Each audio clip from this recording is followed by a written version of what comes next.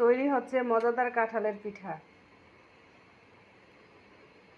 এই যে আমি আপনাদেরকে উপকরণগুলো সব দিতে পারতেছি না, এখন বলতেছি। কাঁঠালের ভালো করে করে নেবেন, কাঁঠালের রস এভাবে বের করে নেবেন, তারপরে ময়দা দিয়ে এভাবে মেখে নেবেন, তারপরে গরম তেলের মধ্যে এভাবে দিবেন, দিয়ে যেভাবে তালের বড়া যেভাবে ভাজে এভাবে ভাজবেন।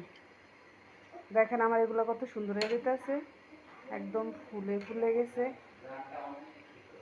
একদম গ্রানটাকে কি সুন্দর হচ্ছে জানেন, বানিয়ে দেখেন। এই যে আমার বড়া রেডি, আর যারা খাবে তারাও খাওয়ার জন্য প্রস্তুতি নিতে আছে। এই যে এবার একে একে গরম গরম পিঠা দিব, তোমরা কিন্তু গরম গরম খাবা না, ঠিক আছে? ফ্যানের কাছে নিয়ে ঠান্ডা করে খাইবা। এই যে দেখছেন, এই যে এক পাঠি। হ্যাঁ, তুমি আসো।